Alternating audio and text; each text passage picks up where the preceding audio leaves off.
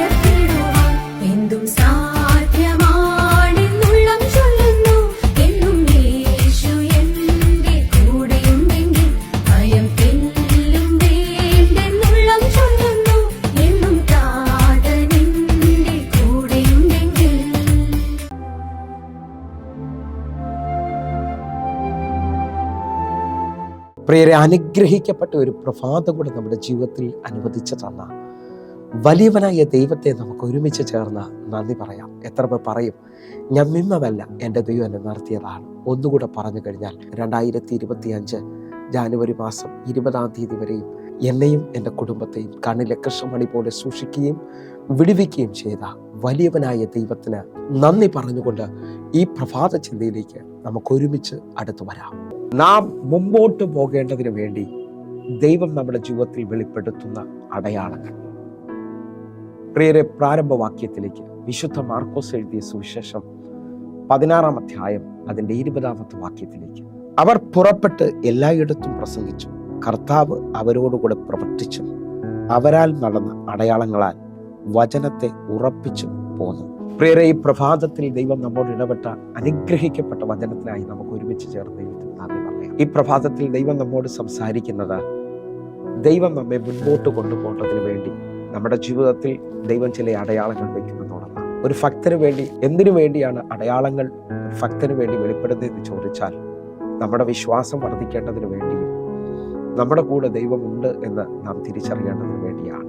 ഉൽപ്പത്തി പുസ്തകം മുതൽ വെളിപ്പാട് പുസ്തകം വരെ നോക്കിയാൽ ദൈവത്തോടടുത്ത പ്രാർത്ഥിച്ച ഭക്തന്മാർക്ക് വേണ്ടി ദൈവം തൻ്റെ അടയാളങ്ങളെ വെളിപ്പെടുത്തി. ഞാനും നിങ്ങളും വിശ്വാസത്തിൽ വീണ്ടും ബലപ്പെടേണ്ടതിന് വേണ്ടി ഈ പ്രഭാത സന്ദേശത്തിലൂടെ ദൈവം നമ്മോട് സംസാരിക്കുക. ഇതാ വായിച്ചു കേട്ട വാക്യത്തിനകത്ത്, ശിഷ്യന്മാർ പുറപ്പെട്ട് സകലയിടത്തും വചനം പ്രസംഗിക്കുകയും ദൈവം അവരോട് കൂടെ പ്രവർത്തിച്ച് അവർ പ്രസംഗിച്ച വചനം ഉറപ്പിക്കപ്പെടേണ്ടതിന് വേണ്ടി ദൈവം അടയാളങ്ങളെ വെളിപ്പെടുത്തി. നിങ്ങൾ വിശ്വസിക്കാമെങ്കിൽ നിങ്ങളുടെ ജീവിതത്തിനകത്ത് ദൈവം അടയാളങ്ങളിലൂടെ ദൈവം നിങ്ങളെ ഉറപ്പിക്കുകയും ദൈവം നിങ്ങളുടെ കൂടെ ഉണ്ടെന്ന് വെളിപ്പെടുത്തുകയും ചെയ്യും. എന്നെ ശ്രദ്ധിക്കുന്നവരെ പലരും ഈ സമയത്ത് എന്നോട് ചോദിക്കുന്നുണ്ട്, എങ്ങനെയാണ് ഈ അടയാളങ്ങൾ സംഭവിക്കുന്നത്? മാർക്കോസിന്റെ സുവിശേഷം 16-ാം അധ്യായം അതിന്റെ 17-ാമത്തെ വാക്യത്തിൽ പറയുന്നു, വിശ്വസിക്കുന്നവരാൽ ഈ അടയാളങ്ങൾ നടക്കും. എന്നെ ശ്രദ്ധിക്കുന്നവരെ, വിശ്വസിക്കുന്നവരാണെങ്കിൽ നിങ്ങൾക്ക് വേണ്ടി ദൈവം ചില അടയാളങ്ങൾ തുറക്കാൻ പോകുക. നിങ്ങൾ ഒറ്റപ്പെട്ടവരാണ്, നിങ്ങൾ തകർക്കപ്പെട്ടവരാണ്, നിങ്ങൾ രോഗത്തിന്റെ അനുഭവത്തിലാണ്, നിങ്ങൾ സാമ്പത്തികമായി ഇനി വഴിയില്ലെന്ന് പറഞ്ഞുകൊണ്ട് നിൽക്കുകയാണെങ്കിൽ ദൈവം നിങ്ങളുടെ കൂടെ ഉണ്ടെന്നുള്ള നിലയിൽ ദൈവം ചില അടയാളങ്ങൾ തുറന്നു തരും. ഒന്നുകൂടെ പറഞ്ഞാൽ, അടയാളങ്ങളെ കുറിച്ച് ചിന്തിക്കുമ്പോൾ ഹല്ലേലൂയ, നമുക്കറിയാം നമ്മൾ ഈ വാഹനത്തിലേക്ക് പോകുന്നവരാണ്. ഇപ്പോൾ ഈ വാഹനത്തിനകത്ത് പലവിധ ആപ്ലിക്കേഷനുകളുണ്ട്. നമ്മളതിന് പറയുന്നത് ലൊക്കേഷൻ മാപ്പ് എന്നാണ്. അറിയാം, നിങ്ങൾ ഇന്ന സ്ഥലത്ത് ചെല്ലേണ്ടതിന് വേണ്ടി നിങ്ങളുടെ മൊബൈലിലേക്ക് ലൊക്കേഷനുകൾ അല്ലെങ്കിൽ ആ ലൊക്കേഷനകത്ത് നിങ്ങൾ മുമ്പോട്ട് പോകുമ്പോൾ നിങ്ങളെ വഴി നടത്തേണ്ടതിന് വേണ്ടി ആ ലൊക്കേഷൻ മാപ്പിലൂടെ പറയും, ഇത്ര കിലോമീറ്ററിനുള്ളിൽ ഒരു വളവുണ്ട്, ആ വളവിൽ വലത്തോട്ടോ ഇടത്തോട്ടോ തിരിയണം, ആ തിരിഞ്ഞ് നിങ്ങൾ മുമ്പോഴാണ് നിങ്ങൾ ശരിയായ പാതയിൽ വരുന്നത്. ഞാൻ ആത്മാവിൽ വിശ്വസിക്കുന്നു, ഇതേപോലെ എൻ്റെ ദൈവം ഓരോ ദിവസവും എൻ്റെയും നിങ്ങളുടെ ജീവിതത്തിനകത്ത് ദൈവം ചില തിരിവുകൾ വയ്ക്കും. ആ തിരിവുകൾക്ക് വിളിക്കപ്പെടുന്ന പേരാണ് അടയാളം എന്ന് പറയുന്നത്. ഒന്നുകൂടെ ഞാൻ നിങ്ങളോട് വിളിച്ചു പറയുന്നു, എല്ലാം അവസാനിച്ചെന്ന് തോന്നുന്ന നിങ്ങളുടെ ജീവിതത്തിനകത്ത് ഈ പ്രഭാതത്തിലും ഇന്ന് പകലും മുഴുവൻ ചില അടയാളങ്ങൾ ദൈവം വയ്ക്കുവാൻ പോവുകയാണ്. അല്ല, ദൈവം നിങ്ങളുടെ കൂടെ ഉണ്ടെന്നുള്ള ഉറപ്പിന് വേണ്ടി ഈ നിലയിൽ നിങ്ങൾ ശ്രദ്ധിക്കാൻ പറ്റുമെങ്കിൽ ഹല്ലേലൂയ. 1 രാജാക്കന്മാരുടെ പുസ്തകം 18-ാം അധ്യായത്തിൽ ഇതാ ഏലിയാവ് ദൈവഭക്തൻ, ദൈവപുരുഷൻ പ്രാർത്ഥിക്കുകയാണ്. ഹല്ലേലൂയ. ദൈവമേ, നാളുകൾ അടഞ്ഞു കിടക്കുന്ന ആകാശമണ്ഡലം തുറക്കേണ്ടതിന് വേണ്ടി എൻ്റെ പ്രാർത്ഥനയ്ക്കൊരു മറുപടി തരണമേ എന്ന് പറയുമ്പോൾ തൻ്റെ ഭക്തന്റെ ആൻസറിന് വേണ്ടി ദൈവം ഒരടയാളം വെക്കുന്നത് കാണാൻ പറ്റും. ഹല്ലേലൂയ. 1 രാജാക്കന്മാരുടെ പുസ്തകം 18-ാം അധ്യായം അതിൻ്റെ 43-ാമത്തെ വാക്യം. നീ ചെന്ന് കടലിന് നേരെ നോക്കുക എന്ന് പറഞ്ഞു. അവൻ ചെന്ന് നോക്കിയിട്ട് ഒന്നുമില്ല എന്ന് പറഞ്ഞു. അതിന് അവൻ പിന്നെയും 7 പ്രാവശ്യം ചെല്ലുക എന്ന് പറഞ്ഞു. 44-ാമത്തെ വാക്യം. 7-ാം പ്രാവശ്യവും അവൻ ഇതാ കടലിൽ നിന്ന് ഒരു മനുഷ്യന്റെ കൈ പോലെ ഒരു ചെറിയ മേഘം പൊങ്ങുന്നു എന്ന് പറഞ്ഞു. പ്രാർത്ഥിക്കുന്ന ഏലിയാവ് തന്റെ ദാസനോട് അല്ലെങ്കിൽ ബാല്യക്കാരനോട് പറയുകയാണ്, നീ ചെന്ന് കടലിന് നേരെ നോക്കണം, ഒരു മഴയ്ക്കുള്ള സാധ്യതയുണ്ടോ ഇല്ലയോ. ഇതാ ബാല്യക്കാരൻ മടങ്ങി വന്നിട്ട് പറയാണ്, ഞാൻ ഒന്നും കാണുന്നില്ല. ഏലിയാവ് അവനോട് വീണ്ടും പറഞ്ഞു, നീ ചെന്ന് 7 പ്രാവശ്യം മുടങ്ങാതെ നോക്കണം.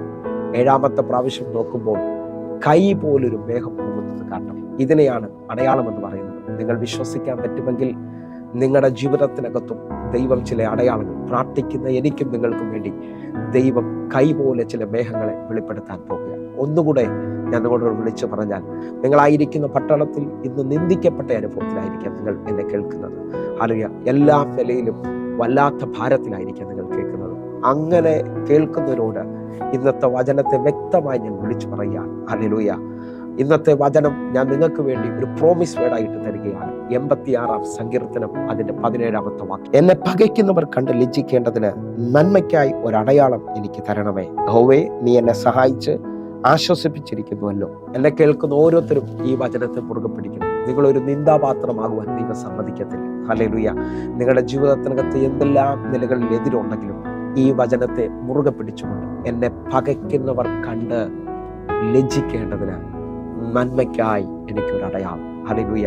എൻ്റെ കൂടെ ദൈവം ഉണ്ടെന്നും ഹല്ലേലൂയ ഞാൻ ആ ദേശത്തിൽ ജയം പ്രാപിക്കുമെന്നുള്ള ഉറപ്പാണ് ദൈവം വയ്ക്കുന്ന അടയാളം. ഹല്ലേലൂയ. ആ അടയാളങ്ങൾക്ക് വേണ്ടി നമുക്ക് ഒരുമിച്ച് പ്രഭാതത്തിൽ പ്രാർത്ഥിക്കാം. നമുക്ക് കണ്ണുകൾ അടയ്ക്കാം. ഞങ്ങളെ സ്നേഹിക്കുന്ന ഞങ്ങളുടെ നല്ല ദൈവമേ, പൂർണ്ണ ഹൃദയത്തോടെ ഞങ്ങൾ ഒരുമിച്ച് ചേർന്ന് പ്രാർത്ഥിക്കുന്നു. കർത്താവേ, എന്നെ കാണുന്ന ഓരോ ദൈവ മക്കൾക്കും മുമ്പോട്ട് വഴി കാണിക്കേണ്ടതിന് വേണ്ടി നന്മയ്ക്കായി ഒരു അടയാളം അങ്ങ് ചെയ്യണം.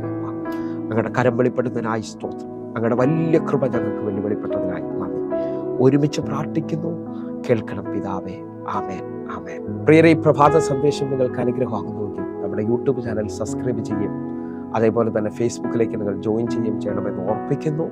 നിങ്ങൾക്ക് ഈ കാണുന്ന നമ്പറുകളിൽ വിളിച്ച് നിങ്ങളുടെ പ്രാർത്ഥന വിഷയങ്ങൾ അറിയിക്കുവാൻ കഴിയും. എങ്കിൽ എല്ലാ ദിവസവും വൈകിട്ട് 6 മണിക്ക് നമുക്ക് സൂമിൽ ആരാധനയുണ്ട്. നിങ്ങളെ ഞാൻ ക്ഷണിക്കുന്നു. കർത്താവ് നിങ്ങൾക്ക് വേണ്ടി വലുത് ചെയ്യട്ടെ. അടുത്ത ദിവസം കാണുമ്പോഴേക്കും കർത്താവ് നിങ്ങളെ മാനിക്കട്ടെ. God bless you. ആമേൻ.